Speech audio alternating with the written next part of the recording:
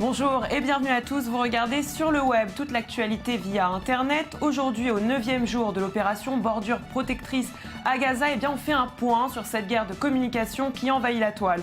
On parlera de la nouvelle menace du Hamas qui revendique l'utilisation de drones pour faire passer des explosifs en Israël, des explosifs destinés à des attaques suicides. On verra comment l'armée israélienne répond aux attaques 2.0 du Hamas. Mais avant tout, on va voir pourquoi les startups souffrent elles aussi aujourd'hui de la situation dans le pays.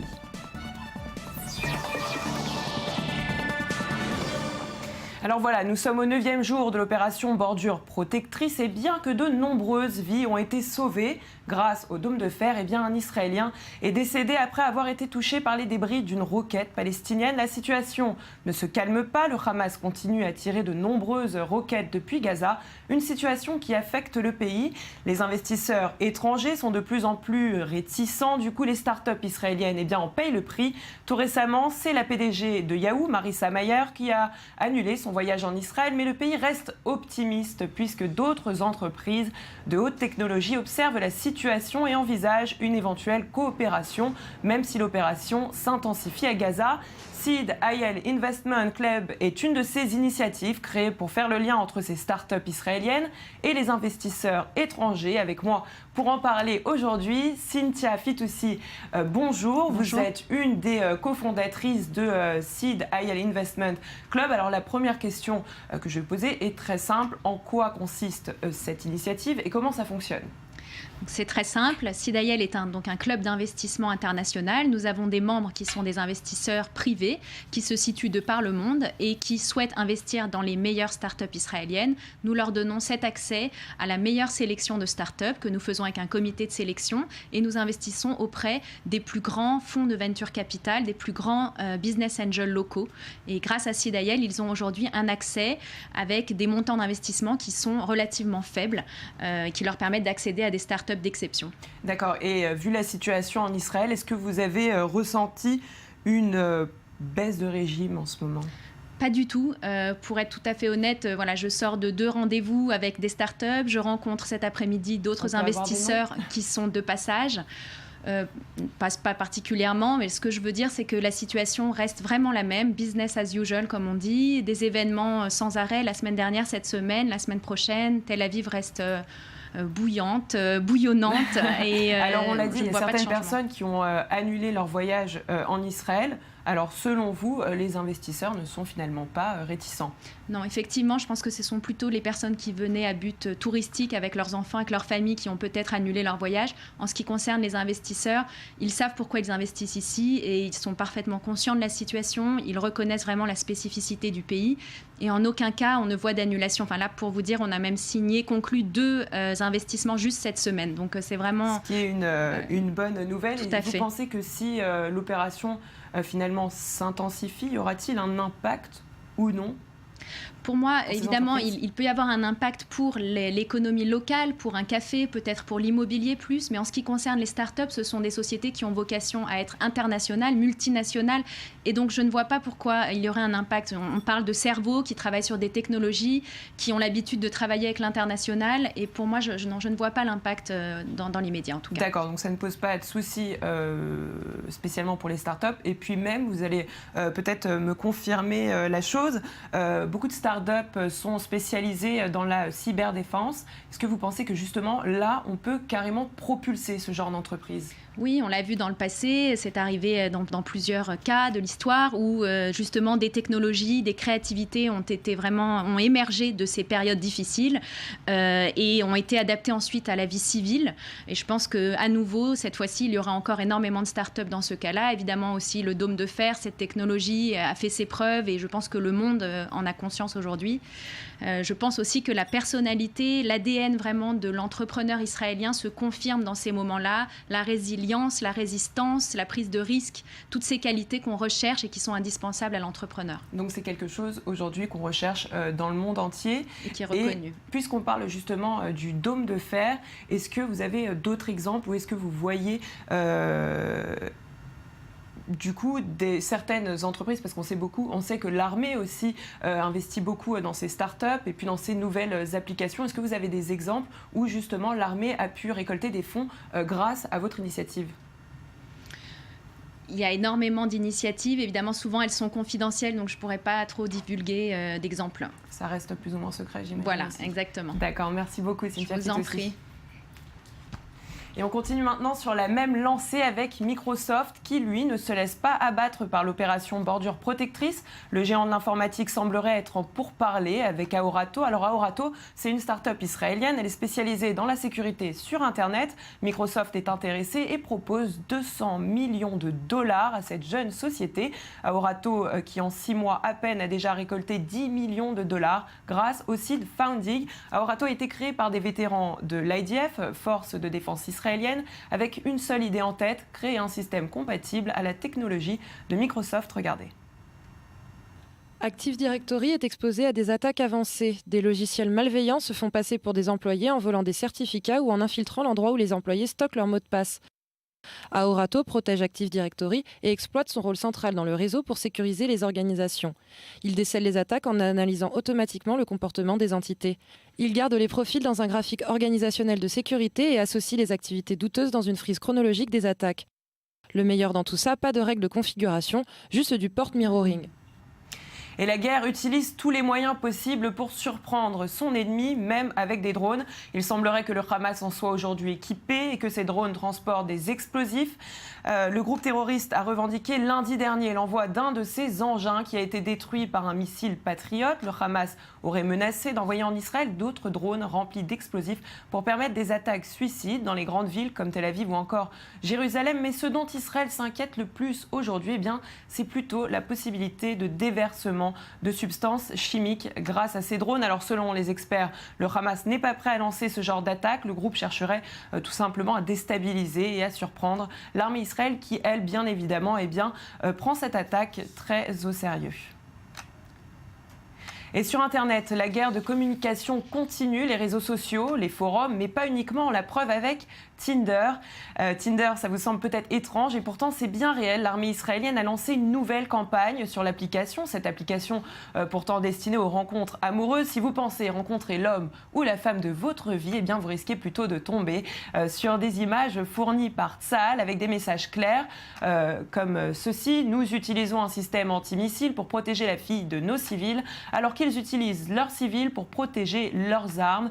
Voici la différence. Ou encore, lorsqu'on protège les lieux sacrés de Jérusalem, le Hamas tente de les détruire. Plusieurs messages que vous pouvez trouver sur Tinder. Un curieux profil qui en sait plus que n'importe qui sur le conflit israélo-palestinien. Et toujours autour de ce conflit, il faut être très vigilant avec les images qui sont postées sur Internet. Ces photos et ces vidéos qui sont décrites comme provenant de Gaza ne sont pas forcément des photos et des vidéos qui proviennent de Gaza. Elles ne sont pas forcément réelles ni actuelles. Elles peuvent provenir de Syrie ou encore d'Irak. Aujourd'hui, Amnesty International se bat contre la désinformation et lance un nouvel outil. Il s'agit d'un site Internet qui permet de vérifier ces vidéos, de vérifier la provenance et la date de ces vidéos postées sur YouTube. Regardez.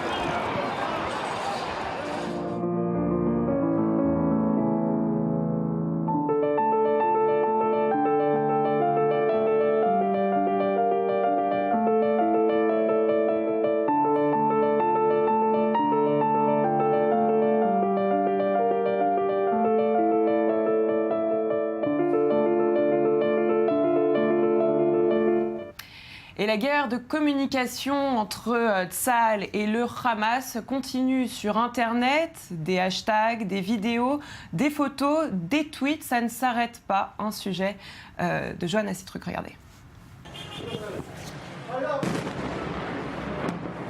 D'un côté, des frappes aériennes. De l'autre, des tirs de missiles. Israël et le Hamas se livrent une guerre bien réelle, mais aussi une guerre 2.0. En 2014, Internet est devenu une arme redoutable pour intimider son adversaire. Le ministère israélien des Affaires étrangères a par exemple publié cette vidéo sur le web. L'alerte qui annonce une roquette retentit. Une personne âgée tente de rejoindre un abri, mais ne peut pas descendre les escaliers à cause de son déambulateur. Il est trop tard. Certains habitants d'Israël n'ont que 15 secondes pour se protéger. Vous devez avoir votre mot à dire si vous voulez que les gens vous écoutent et qu'ils vous suivent. C'est ce que nous essayons de faire. Nous parlons à l'opinion publique du monde entier via les médias traditionnels, mais aussi grâce à toutes sortes de plateformes en ligne où les gens communiquent. Nous voulons communiquer avec eux. Communiquer, montrer au monde les conséquences de ce conflit. Le Hamas joue également la carte de l'émotion en publiant sur Internet des photos et des vidéos de civils et surtout d'enfants blessés, parfois même tués. Les gens ici n'ont aucune chance de quitter leur maison, ne serait-ce que pour trouver un abri. La bande de Gaza ainsi que la Cisjordanie dans son ensemble manquent d'abris pour protéger les civils contre tous les raids d'Israël. Des images qui suscitent l'indignation lorsqu'elles sont vraies. La société de production britannique BBC les a analysées et sa conclusion est sans appel. Certains clichés ont été pris lors de conflits précédents ou même dans d'autres pays, par exemple en Syrie ou en Irak. Un recyclage d'images qui soulève un problème plus général, l'impossibilité de vérifier l'authenticité du contenu publié sur Internet. Et on parle maintenant de ce hashtag posté par la chanteuse Rihanna. Il est écrit Free Palestine, un tweet qu'elle a rapidement effacé mais qui a été sauvegardé par un internaute. Alors ce hashtag, selon un proche de la star, eh bien, Rihanna l'a posté alors qu'elle était tout simplement en train de lire un article sur le conflit le plus médiatisé du Proche-Orient. Elle aurait apparemment cliqué sur un lien, le tweet est ensuite apparu et Rihanna, qui ne veut bien évidemment pas prendre de position, a rapidement effacé ce tweet et l'a remplacé par Free ou Rihanna pour ne pas contrarier ses fans. Ne bougez pas, on passe tout de suite à l'œil du net.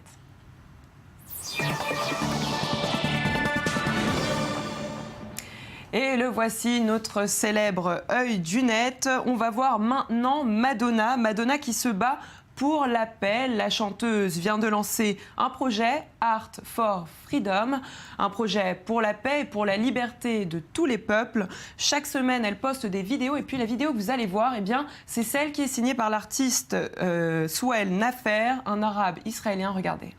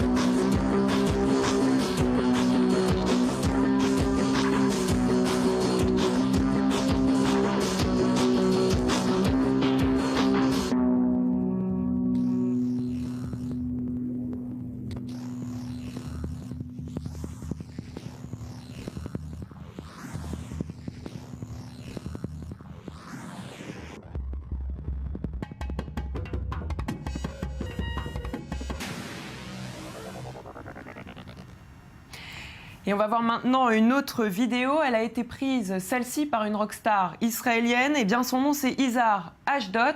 Il était assez curieux de savoir comment se sentaient les Israéliens par rapport à la situation. Alors, il est descendu dans la rue, caméra à la main, et puis il a demandé aux Israéliens ce qu'ils pensaient, s'ils préféraient la guerre ou la paix. Regardez. Shalom. Shalom.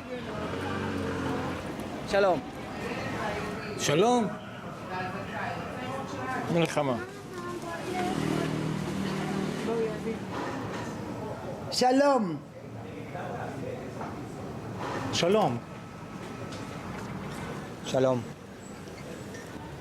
Shalom. Shalom.